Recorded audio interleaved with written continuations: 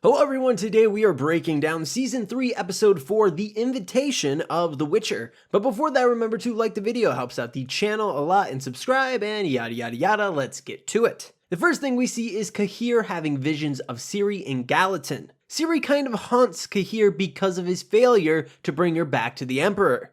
And Gallatin was a dear friend of his who he murdered to get back on the good side of Amir. Amir wakes Cahir up.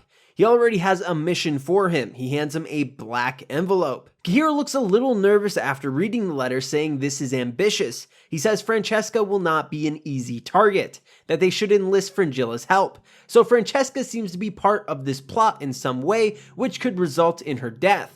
Amir knows she is also after Siri, and if they are able to get rid of her, that is one less person looking for Siri. Amir informs Cahir that Frangilla is dead, and it seems Amir couldn't care less about it. Kinda shows how cold and calculating the Emperor is. Amir says if this plan works, he gets everything he wants, his daughter back, and they will be able to take over the north with little resistance. We are at Aretuza with the Brotherhood of Sorcerers, at least the high-ranking members on the council.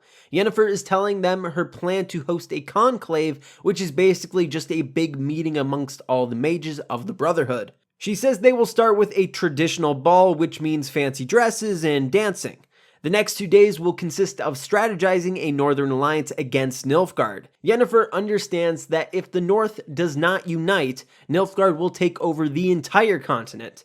That means Ciri will be taken from her. Stregobor and Artorias are sounding off on her. They still have not forgiven her for releasing the Nilfgaard prisoner.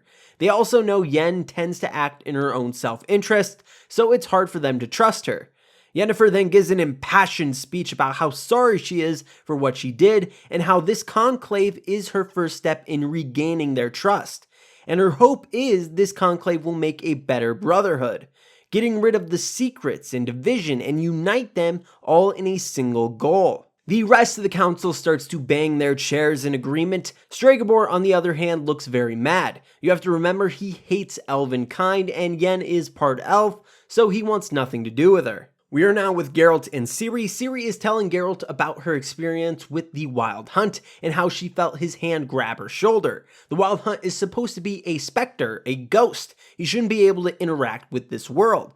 Geralt tells her that the monoliths are conduits to other spheres, and her power is the key to opening them. And that when they were at Karamorn last season, she opened a portal to the sphere the Wild Hunt inhabits. Ciri surmises that she left the door open when they left that sphere. So basically, the Wild Hunt can now interact with the world they are in with their spectral forms. But they still need Ciri to get fully home, and to conquer other worlds. Ciri realizes that means they have to go to Aretuza then, even though she has no interest in it. It is the only place she can be safe. Geralt can tell something is wrong and asks why she doesn't want to go. Ciri basically says she does not like the women there. She had quite the experience with them last episode. They were being very rude to her. She also doesn't want to face Yennefer. She regrets some of the things she said. Geralt says Yen will forgive her. He also believes the reason Ciri does not want to go is because she is scared of her powers. And from her expression, that seems to be right. You have to remember she has been having visions of Aretuza all season, and so far her visions seem to be pretty grim, so I think she believes Aretuza is the wrong move. Geralt tries to encourage her, saying if she embraces her powers, she could then access them whenever she wants. That the only way to get over this fear is to learn about her powers and learn to use them. We are back at Aretuza. We see the invitations for the conclave are going out. All the mages on the continent will be receiving an invitation. Yen and Tissaia are talking. Yen notices the bracelet Tissaia is wearing. She says Vilgefortz gave it to her for protection, but she thinks it was for love. The Tissaia-Vilgefortz relationship was not in the books, but I don't hate it. It adds another aspect to the characters. Tissaia mentions how Philippa would be rolling her eyes at her for saying that. So Philippa is the mage from Redania we see with Dijkstra all the time. It turns out that Tissaia and her used to be really good friends, and then something happened between the two. Tissaia says the friendship just ran its course, but I'm sure there is more to the story than that. Yen is going to give Philippa her invitation in person. Redania does have the biggest army in the north, and without them part of this alliance, they don't stand much of a chance against Nilfgaard. We are with Triss Merigold, who is also at Aretuza. She is in the library where she bumps into Istredd. Triss tells him about the missing students. She pulls out a book and goes over all of them. She points out how all of them have elven blood, so whoever is grabbing them is targeting them because of this. Now, is it because they have a hatred of elves, or is it just because Siri has elven blood as well?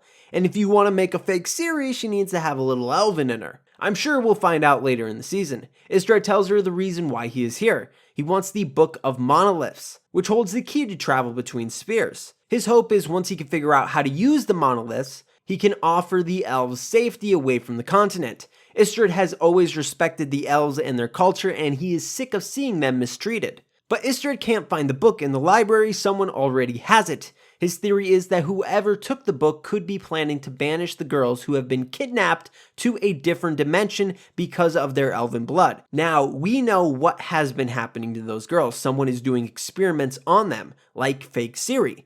Now, could there be another person kidnapping people for this other devious plan? Maybe, I guess. We're back with Siri and Geralt. They meet up with Jaskier. They're going to take a ferry back to Gorsvalen since it would be quicker than riding. But the ferryman won't go since he believes there is a monster in the water. Geralt is willing to follow the coast on horseback, but Siri wants to do a bit of monster hunting. She then notes that by the depth of the water and time of year, whatever is in the water can't be too dangerous. Geralt smirks at this like a proud papa. She has not forgotten her Witcher training. Geralt asks the ferryman if they kill the monster, will he accept that as payment for the passage? And he does, and they are off. They're on the boat now. The ferryman thanks Geralt for helping him with the monster, then goes off on a tangent about the wild hunt. Geralt tries to play it off, calling it a fairy tale, just trying to stop info coming out about it, which would lead to panic. The ferryman continues, saying he saw the wild hunt above Thanedd Island, which is where Siri and Geralt are heading. Siri is concerned and asks what the ferryman thinks it means. He says it is an omen for war. So some crap is going to go down at Aretuza during this conclave. Another bard gets on the ferry, Valdo Marx. Jaskier seems to know the man is not happy to see him. Valdo Marx is his biggest rival. We are back at Aretuza. We are with Vilgefortz and Yennefer. He tells her that the council will make a secure portal for her to travel to Redania to give Philippa the invitation, just in case Rience is tracking her. Vilgefortz wants to know if Yen has a secret agenda to this conclave that she is not telling anyone about. Vilgefortz does not want to see Tissaia hurt again if Yen decides to do something that has not been discussed. I mean, you can't blame him. Yennefer tends to do whatever is in the best interest of Yennefer. Yen says she couldn't hide anything from Tissaia even if she tried. There are no secret motives for her. She just wants to do what is best for the continent and Ciri. We're now at Redania. The queen was murdered last episode, so there is a funeral procession. Dijkstra is talking to Applegat, a royal messenger. Dijkstra wants a message delivered to the Navy commander. He says the fate of the continent is resting on it. So whatever Dijkstra has planned, this message is key to it. Remember, Ciri in the second episode had a vision of Applegat's death, so we will find out if that happens after the message is delivered or not. Applegat leaves and Philippa appears. It seems that Philippa and Dijkstra know who Rience is working for, though they don't have definitive proof. Their plan is to crash the conclave of mages and make this accusation in front of everyone. They don't specify violence, but I would assume there will be, knowing these two. Probably the message for the Navy is part of this scheme. We're back with Ciri and Geralt. They are on the ferry. They are talking about the monster in the water. Ciri surmises that it is an Eshna, and says how its skin is hard to penetrate except for the tender patch on top of its skull. So that will be their course of action on this Witcher contract, attack from above. Geralt agrees with her plan. Geralt wants to talk to Ciri about her struggles with her magical abilities. Ciri thought learning magic would make her a better leader, but now she is thinking her grandmother was right. Maybe it's better to govern with steel alone. Sintra never had a mage from the Brotherhood. They never thought it was necessary. Geralt goes into a monologue about how nations are invisible lines that mean nothing but life. That has real meaning. He then tells her that if she wants to be a queen, then be queen. Geralt finishes by saying he thinks she would be an excellent one. It's a good speech by Geralt, but I have no idea what it has to do with Ciri's magical abilities. But it seems Geralt has finally accepted that Ciri wants to be queen, and he can't just hide her away. We're now with Jaskier and Valdo. Valdo tells Jaskier that he was invited to play the Conclave of Mages. Jaskier's a bit jealous hearing this. He's available, and Yen is literally the one who put this thing together. Why wasn't he asked to play? Jaskier plays it off saying he also has really important things as well to do. But I think Valdo sees through this ruse. We're back at Redania. King Vizimir is giving a speech at his wife's funeral. Yennefer goes up to Philippa and Dijkstra in the crowd saying she would like a word. Not exactly the most appropriate of times, but Yen knew this would be the easiest for her since Philippa and Dijkstra would make it very difficult for her to speak to them at any other time. They start chatting away. Yen wants to invite the two, but they don't seem to be interested in going. Vizimir can hear the three speaking with one another and stops his big speech short and makes everyone leave the funeral. Yen goes up to Vizimir to apologize for letting the Nilfgaard prisoner free and gives her condolences for his lady wife. She then lets him know about the conclave of mages. Dijkstra says they will not be going and they don't need the Brotherhood. Yennefer manipulates Vizimir though, saying how monarchs need more reliable protection, which the conclave will be talking about. After hearing this, Vizimir insists that Dijkstra, Philippa, and Radovid go.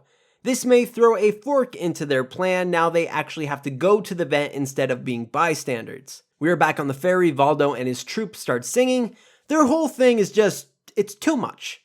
Like they're performing like pop stars, not traveling bards in the Middle Ages. Ciri tells the lot to shut up. They're going to disturb the Eshna, and guess what? They do. The Eshna comes aboard and attacks two of the troop. It didn't kill them, but at least they're quiet. Geralt and Ciri grab their swords and start to do battle with the creature. They are very synchronized. Geralt is letting Ciri do most of the work, being her backup. Ciri and Geralt switch swords at some point during the fight, and you can see Ciri is struggling to swing it.